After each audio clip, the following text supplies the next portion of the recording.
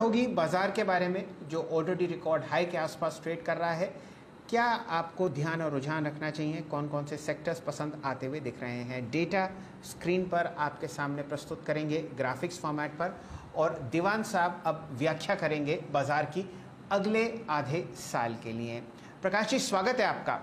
Hello दोस्तों, अगर आप अपना पैसा शेयर मार्केट में इन्वेस्ट करके लाखों रुपए कमाना चाहते हैं तो आज ही आप स्टॉक के साथ जुड़कर अपना डीमैट अकाउंट आप बिल्कुल फ्री में ओपन कर सकते हैं, जहां पर आपका ब्रोकरेज चार्जेस बिल्कुल ना के बराबर लगता है। ब्रोकरेज लगता है तो सिर्फ इंट्राडे ट्रेड में, वह भी सिर्फ 20 रुपये। तो आज ही आप स्टॉक के साथ में जुड़ सकते हैं, लिंक डिस्क्रिप्शन में है, क्लिक करें और अकाउंट ओपन कराएं।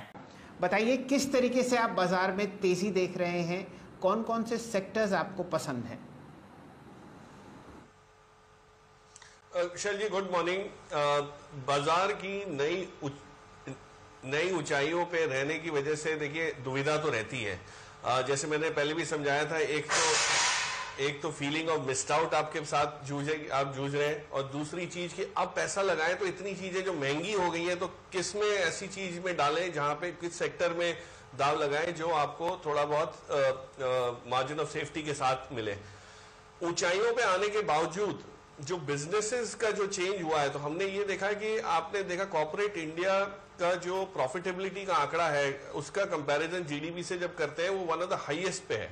तो ये नहीं है कि सिर्फ मार्केट ऊपर आया है, हमारे यहाँ ईपीएस ग्रोथ भी बहुत अच्छी खासी हुई है। तो पहली चीज तो अच्छी कंपनीज में जहां बिजनेसेस सही है उसमें हिचकिचाए नहीं, अभी भी निवेश करने का टाइमिंग करने की कोशिश ना करें। पिछले साल भी हमने देखा जो लोग 10,000 निफ्टी पहुंच गई तो सोचने लगे थे कि ये अब यहां से पलट जाएगी, उनको क्या दिख रहा है आज वो वहां से भी 50% ऊपर है।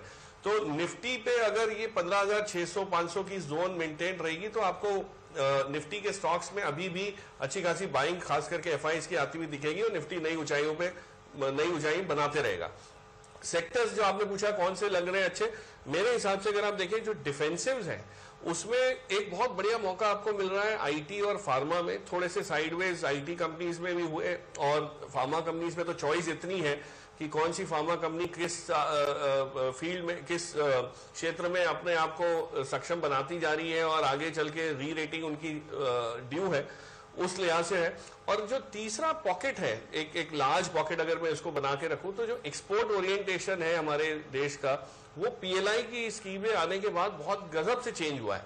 तो जो पिछले साल धीरे धीरे करके सरकार ने पहल की, कुछ नए कदम उठाए पीएलआई की तरफ, उसमें जो मैन्युफैक्चरिंग को बढ़ावा मिला है, और आपने देखा मैन्युफैक्चरिंग के साथ अलाइड सारे ही फील्ड्स इतने जो बढ़िया बड़े हैं, चाहे वो ऑटो एंसिलरी हो, कैपिटल गुड्स हो, इंडस्ट्रियल्स हो, तो मुझे लगता है एक्सपोर्ट ओरिएंटेड केमिकल्स जो है that is a very good pocket to be इन।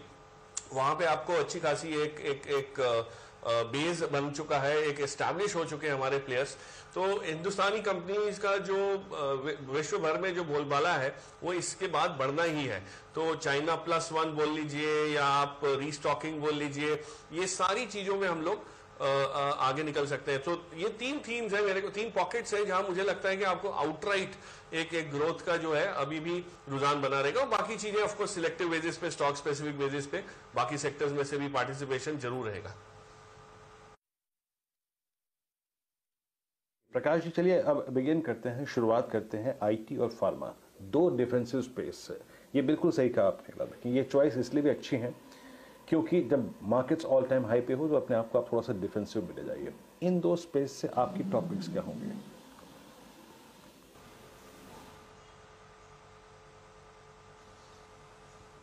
हाँ सुमीरू, देखिए आईटी और फार्मा में अगर आप चुनने, मतलब मैंने जैसे पहले कहा फार्मा में तो चॉइस इतनी ज्यादा है, लेकिन मैं 1-2 नाम लेना चाहूंगा जो थोड़े से डिस्टिंक्ट एडवांटेज पे बैठे हुए हैं।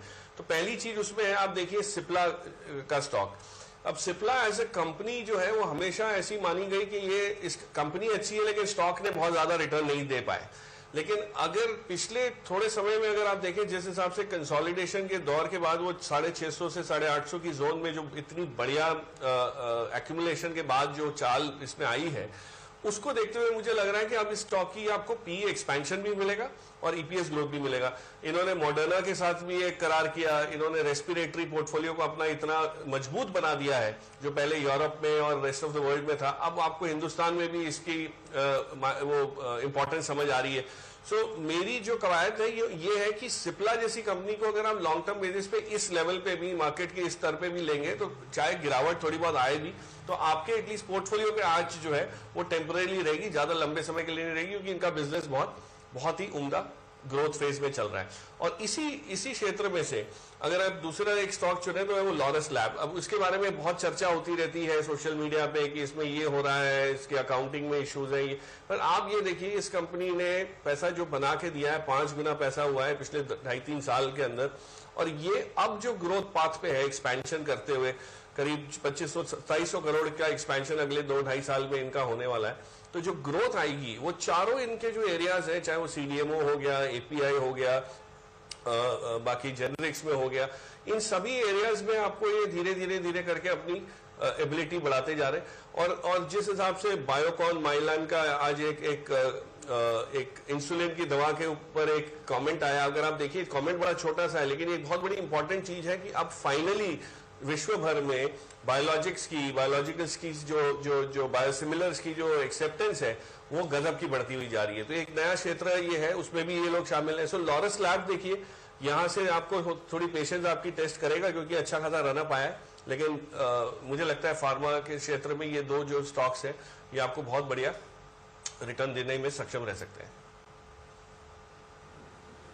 तो ये जो चर्चा हो रही है, ध्यान दीजिए, यहाँ पर निवेश की अवधि 1 से 3 साल की है।